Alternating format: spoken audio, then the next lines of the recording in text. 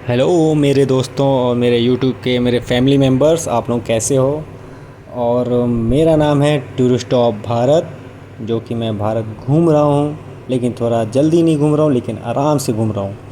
तो फ़िलहाल मैं आपको अपना इंट्रोड्यूस देने वाला हूँ। मेरा नाम है टूरिस्ट, आप लोग जानते ही हैं। और दूसरी बात है कि मैं अभी कहाँ आया हूँ, आप लोग आगे देखते जाएंगे कि मैं कहाँ घूम रहा हूँ। फ़िलहाल मैं आपको हिंट देता हूँ, मैं हूँ एक छत्तीसगढ़ रायपुर ज़िला में। और रायपुर ज़िला में जो है एक प्यारा सा मेरा मतलब एक मैंने बोला भी था अपने आप से कि मैं एक दिन आऊँगा, क्योंकि बहुत लोगों का स्टेटस मैंने देखा था ये कि एक पड़ता है कहाँ और कितना अच्छा जगह है। तो फ़िलहाल मैं रायपुर के एक बगल में जो एक नदी है, नदी खारून नदी है नाम से, मुझे लग रहा है ये उसी के नाम से है।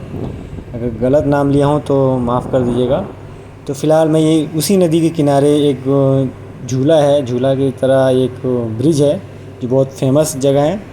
और ये एक मतलब मुक्ति धाम भी है और भोलेनाथ का एक मंदिर भी है, फेमस मंदिर है। तो मेरे साथ बने रहिए मेरे चैनल के साथ, और पूरी जानकारी में जितना मुझे जानकारी मिलेगी और मेरे पास होगा मैं वही आपको शेयर करूँगा। तो फ़िलहाल मेरे साथ आप धीरे धीरे चलते हैं किस तरह से ये लक्ष्मण झूला के नाम से पहचानते हैं। तो उससे पहले आप लोग मेरे चैनल को सब्सक्राइब करें, और मेरे साथ नहीं बने हैं तो मेरे साथ बने रहें, और दूसरों को भी शेयर करें जो इस जगह के बारे में अच्छे से जान जाएं। तो लेट्स स्टार्ट करते हैं, मेरे आगे साथ घूमते रहें। ओके।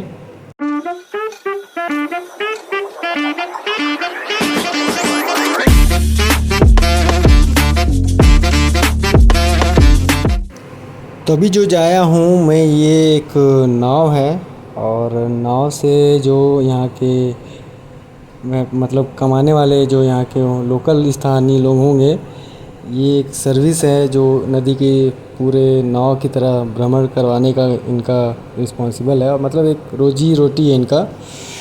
तो यहाँ पे इनका रेट भी बता दूँ, ये 50 रुपये या 100 रुपये के हिसाब से आपको इस पार से उस पार, या जितने मिनट का है वो उतना ये चार्ज लेंगे। आप इसमें एंजॉय कर सकते हैं। फ़िलहाल मैं तो बहुत ही एंजॉय किया हूँ, तो मेरा आज मन नहीं है।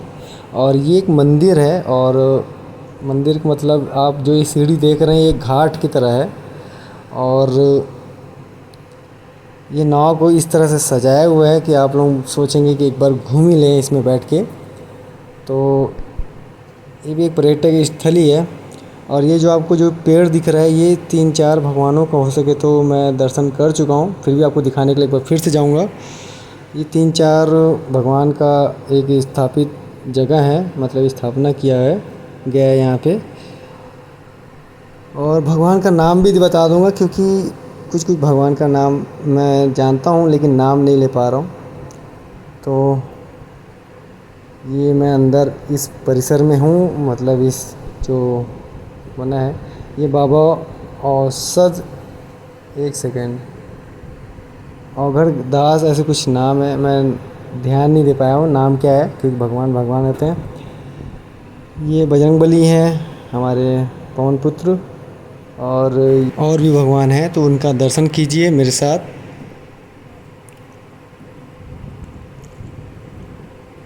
फ़िलहाल मैं आपको ये बताना चाहूँगा, अभी जो टाइम चल रहा है बहुत गर्मी का टाइम है, लेकिन यहाँ पे हरियाली इतनी अच्छी है कि आपको नहीं लगेगा कि यहाँ पे गर्मी ज़्यादा है। और वैसे भी ये पीपल का जो पेड़ है ये बहुत आराम है, और प्रकृति के हिसाब से बहुत पूजनीय पेड़ है।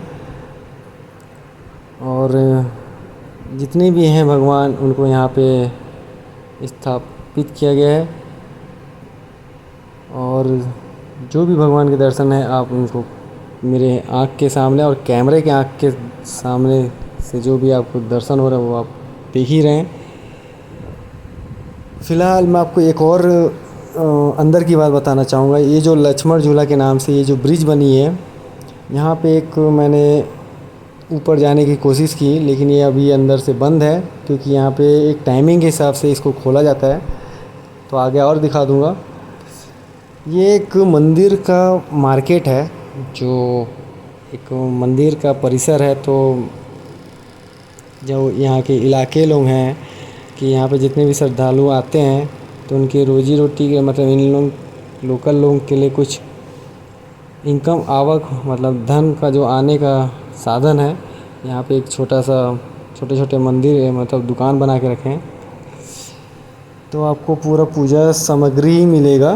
अदरवाइज़ आपको बोलेंगे कि जनरल स्टोर ये सब तो नहीं है, क्योंकि मंदिर है तो आपको पूजा सामग्री के हिसाब से ही मंदिर का ही चीज़ मिलेगा। तो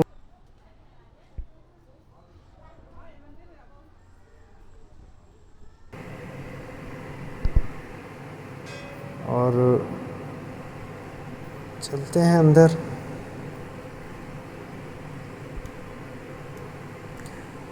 ये लाइफ में मैं फ़र्स्ट टाइम पे आया हूँ। ये है, मैं कुछ कुछ जान नहीं पा रहा हूँ क्या कॉन्सेप्ट में किस भगवान को किस जगह से बैठाया गया है।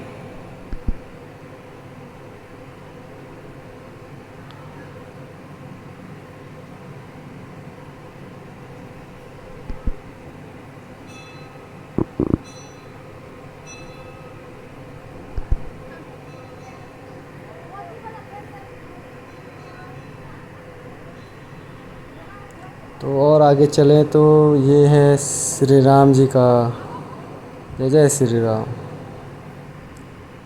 थोड़ा और आगे बढ़ते हैं तो ये मुझे दिखा है भगवान भोलेनाथ का शिवलिंग है। मेरे साथ आप भी प्रणाम कर लीजिए। और शिवलिंग के जस्ट सामने एक शंभू, मतलब एक जो हमारे बैल होते हैं शिव जी के, वो थे। और आगे देखेंगे तो ये भगवान हैं, हनुमान जी हैं।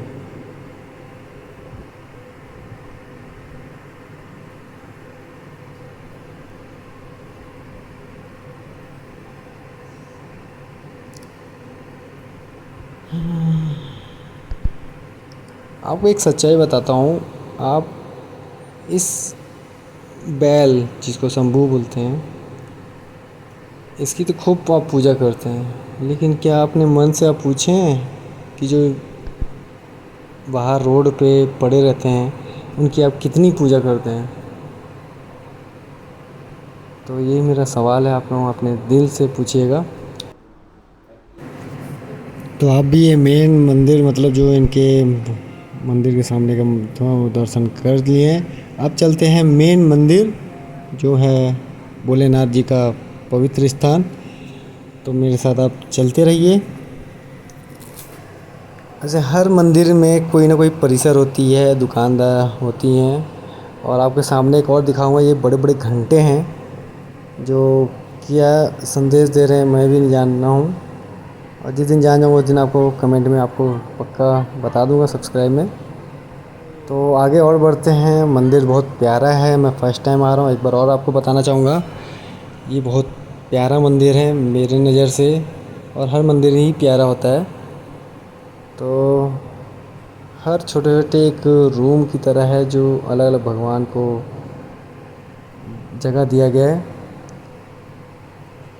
वैसे परिसर बहुत बहुत बहुत बहुत प्यारा है। एक रंग में पूरा, मतलब पूरा रंग में विराजी हो गया है। और पूरा भगवा रंग में ही पूरा ये दिख रहा है परिसर, तो बहुत अलग ही थोड़ा अच्छी फीलिंग आ रही है मुझे।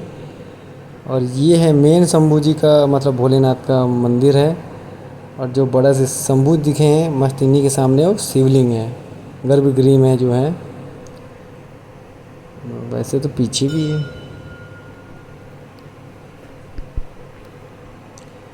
तो यहाँ एक और बताऊँगा आप लोगों को कि यहाँ अंदर मोबाइल वाला अलाउ नहीं है, लेकिन मैं थोड़ा सा चोर बन के जा रहा हूँ अब। तो पीछे पीछे देखते जाइए, क्योंकि मेन गर्भगृह में जा रहा हूँ मैं।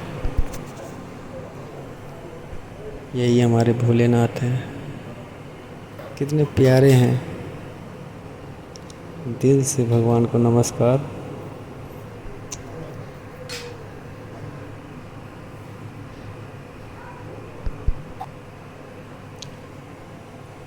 तो आपके सामने मैंने चोरी से भगवान का रिकॉर्डिंग किया। और यही है वो मेन शंभू जो इतने बड़े से हैं। और ये भी एक मंदिर है। ये मंदिर के पीछे का जगह है जो डायरेक्ट सीधा घाट में जाता है। ये जो गेट देख रहे हैं इसे डायरेक्ट सीधा नीचे जाता है और सामने ही नदी है। तो चलते हैं नदी की तरफ से, आपको दिखा देता हूँ मंदिर आपको कैसे दिखते हैं। घाट के ऊपर ही का हिस्सा है मंदिर, और ये मंदिर का पीछे का पोर्शन है। और चलते हैं, ये डायरेक्ट सीधा आपको घाट चला जाएगा। और जो मैं आपको पेड़ वाला मंदिर दिखा रहा हूँ वो जस्ट सामने ही था।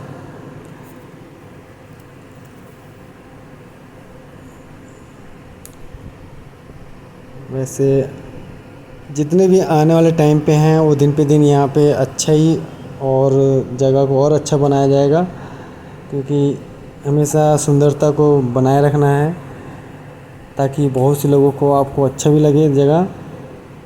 तो ये है मंदिर सामने महा भोलेनाथ का, महादेव जी का। और ये जो नदी है ये रायपुर को प्यास बुझाने वाली नदी है। जो रायपुर वासियों में जितने भी लोग रहते हैं ये उनकी प्यास बुझाती है। तो चलते हैं मंदिर के पीछे से, जो आपको बताया हूँ फिर अंदर में जा रहा हूँ मंदिर में। तो और भी है जगह मंदिर में, बहुत से छोटे छोटे और हैं, देखते कितने बड़े बड़े हैं और कितने और जो छोटे छोटे भगवान को रखा गया है। तो आगे और चलते हैं, और ये एक और ये भगवान जी का जगह है, और ये राधा रानी का मुझे लग रहा है मंदिर है। और इसके आगे और आगे बढ़ेंगे तो देखेंगे क्या क्या और किन किन भगवान का रखा गया है। तो अब मैं आगे की ओर जा रहा हूँ, और ये जस्ट थोड़ा सा घुमाव फिराव है, थोड़ा सा आपको समझ में आएगा नहीं पहले दिन जाएंगे तो। और ये जब उद्घाटन हुआ था तब उनका शिलान्यास है। ये गणपति जी का है, आप भी देख लीजिए और मैं भी देख रहा हूँ। जय गणपति बप्पा मौर्य। तो ये मंदिर का पूरा परिसर है, जिस हिसाब से मंदिर है तो उसके पीछे का और दाएं बाएं का जो छोटे छोटे और भगवानों को स्थापित किया गया है। ये सरस्वती माता लग रही हैं।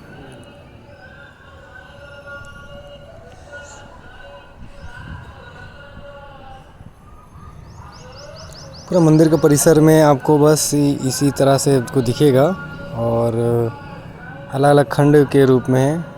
ये दुर्गा जी हैं, बता नहीं सकता।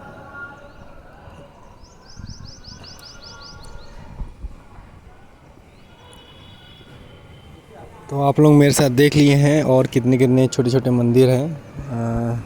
सभी का दर्शन मैंने करा दिया हूँ अपनी आँखों से, और आपको कैमरे के थ्रू माध्यम से दिखा रहा हूँ।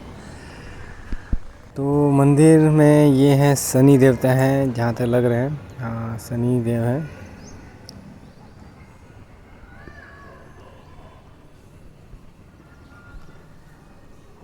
और ये आज का जो जिस दिन आया हूँ वहाँ पे ये चित्रकला हो रही है। बहुत प्यारा चित्रकला है।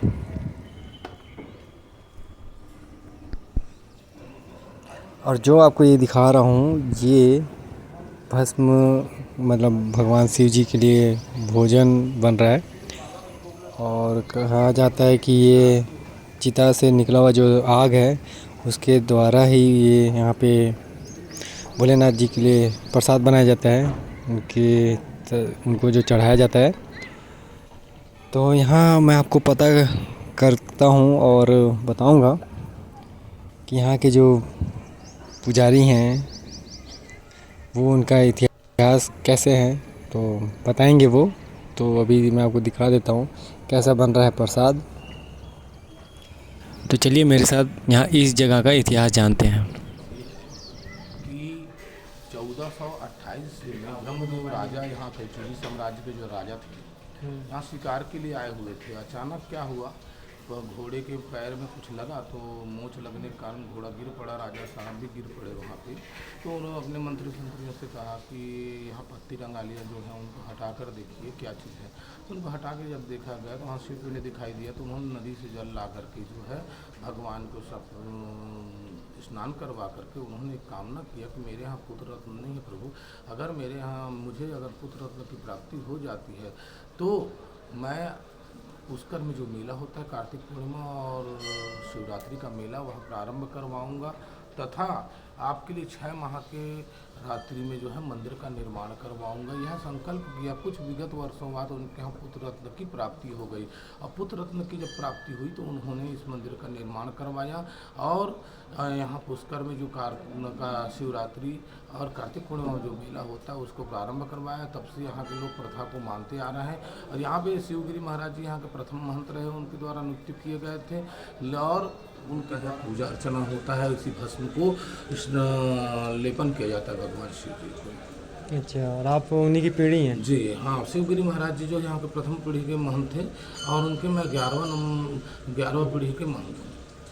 जो कि हमारे 11 पुश्तों से जो है एक ही परिवार इस मठ का सेवा करते आ रहे हैं और आगे भी करते रहेंगे। आगे भी करते रहेंगे। भगवान भोलेनाथ की कृपा रहेगी। ये तो है, कृपा रहेगी और क्या। तो भगवान का चित्र आप लोग देख ही रहे हैं। तो और यहाँ का इतिहास आपको, यहाँ के जो पीठाधीश हैं, जो यहाँ के महंत पुजारी हैं, वो आपको पूरा इतिहास बताए हैं। कुछ स्किप हो चुका है मेरे कैमरे के रिकॉर्डिंग के हिसाब से, क्योंकि मैंने कुछ पूरा रिकॉर्डिंग किया था लेकिन थोड़ा सा मिस स्किप हो गया है। तो मैं आपको बता दूंगा कि ये 1400 के ईस्वी के हिसाब से यहाँ पे जो बताएं कि जो राजा थे वो अपनी मनोकामना कोई मांगे थे और उनकी पूरी हुई, तो ये मंदिर का निर्माण उन्हीं ने करवाया है। और ये 11वें पीढ़ी के जो अभी महंत आपको बता रहे थे इतिहास, ये उन्हीं का आखिरी, मतलब जो अभी के प्रेजेंट टाइम में वही अभी सेवा दे रहे हैं भोलेनाथ जी का। तो ये पीढ़ी दर पीढ़ी चलते रहेगा और मेरे साथ अब आगे के भी पीढ़ी देखते जाइएगा कि मैं कहाँ कहाँ घूम रहा हूँ। तो फ़िलहाल दर्शन तो हो गए हैं, मैंने भोलेनाथ का दर्शन कर चुका हूँ, आपको भी करा चुका हूँ। अब मैं ये गेट से बाहर हो रहा हूँ और है छोटे छोटे मंदिर हैं, जो पूजा सामग्री आप लेना चाहेंगे ले सकते हैं। और है बहुत प्यारा ही जगह है, ये भी एक तीर्थ स्थान है हिंदुओं के लिए। तो अब आगे और देखता हूँ क्या क्या है, मेरे साथ आप बने रहें। और हाँ, फिर से आपसे बोलना चाहूँगा कि प्लीज़ वीडियो को शेयर करें, तो लोगों के तक पहुँचाएँ ताकि वो भी जाने कि कैसा है लक्ष्मण झूला यहाँ के महादेव घाट जी का। और लाइक करना ज़रूर करें क्योंकि आप लोगों के लिए इतना मेहनत करता हूँ मैं। और सब्सक्राइब कर देंगे तो और अच्छी बात है, नहीं करेंगे तो भी अच्छी बात है। तो फ़िलहाल जो लक्ष्मण झूला है वो 4 बजे के आसपास खुलेगा और मेरे पास उतना टाइम नहीं है, गर्मी के दिनों में मैं आया हूँ घूमने। तो आगे और क्या क्या है मैं वो भी देखूँगा, बट लक्ष्मण झूला नहीं देख पाऊँगा, मतलब उसके ऊपर नहीं जा पाऊँगा क्योंकि अभी वो क्लोज़ है। और ये है मुक्ति धाम, जस्ट मंदिर से सटा हुआ ये मुक्ति धाम है जो भोलेनाथ के नाम पे ही समर्पित है, क्योंकि आज नहीं तो कल सबको जाना है भोलेनाथ के ही पास। तो ये जो गेट है ये रास्ता इसका अलग है और ये यहाँ लोगों का मुक्ति यहाँ पे यहीं मिलेगी। तो अभी भी डेड बॉडी बहुत लोगों का आया हुआ है और किसी का चिता जल रही है, किसी का चिता जलने वाली है। तो इस दुनिया में जब भी आप लोग आए हुए हैं तो लोगों के साथ अच्छे से व्यवहार करें, कोई चीज़ का अहंकार ना करें, क्योंकि आज नहीं तो कल सबको यहीं आना है। तो किस बात का घमंड है, मैं तो घमंड नहीं करता हूँ, जो होता है अच्छे के लिए होता है। भोलेनाथ हैं तो क्या चीज़ का डर। तो इसीलिए सबकी आत्माओं को शांति मिले, सब भगवान के चरणों में चले जाएं। फ़िलहाल ओम शांति ओम। और जो आप देख रहे हैं सामने ही लक्ष्मण झूला है और जस्ट बाजू में ही ये दिन पे दिन चिता जलती है।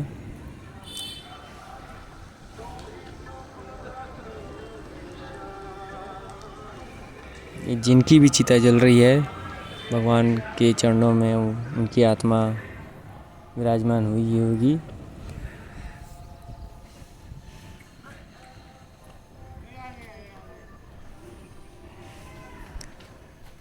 तो जो ये पेड़ आगे दिख रहा है ये वही पेड़ है जहाँ लोग थोड़ा सा बैठते हैं, विश्राम करते हैं। मंदिर है, मैंने ये मुक्ति धाम की तरफ से रास्ते से आया हूँ। तो वहाँ से भी आके आप यहीं आएंगे डायरेक्ट, और नहीं तो मंदिर से होके आएंगे तो भी आपको यहीं आना होगा। एक जगह है जहाँ लोग आराम से बैठते हैं।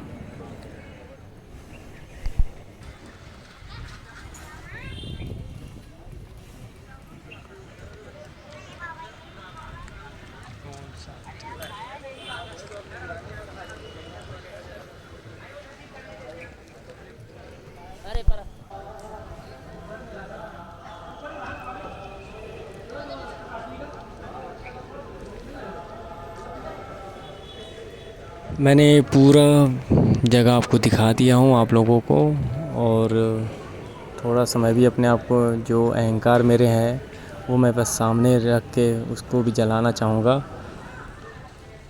क्योंकि अगर मेरे में भी अहंकार होगा तो भगवान उसको निकाल दें। और कुछ प्रार्थना करके जा रहा हूँ मैं, जिनकी आत्मा यहाँ पे है।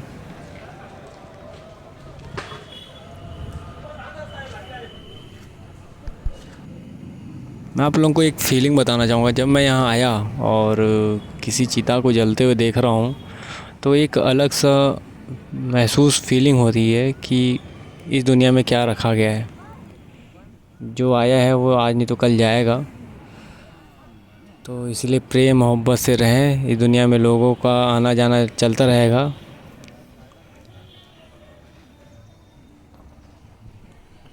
और यही है भोलेनाथ का मंदिर। और ये है मैं जो यहाँ पे जो होने वाला प्रस्तुति होगा जो भी है वो ये एक बैनर में है, तो ये भी आपको दिखा दे रहा हूँ कि यहाँ पे जो बनारस में होता है ना गंगा आरती, वो यहाँ पर भी उसका सेम एक काल्पनिक मतलब इसी के रूप में यहाँ पर भी आरती होती है इस नदी का। नदी क्या, गंगा ही तो है। ये भाई साहब अपने टैटू बना रही हैं।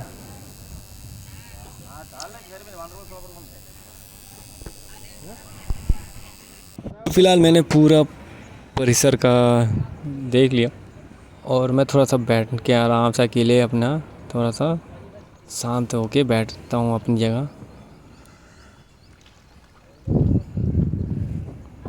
अकेले में रहना बहुत सुकून मिलता है, आपको कोई डिप्रेशन नहीं रहेगा, मन को शांति मिलेगी। कभी भी आपको टेंशन होगा तो आप अकेले किसी जगह पे जाके बैठें, गलत चीज़ ना करें।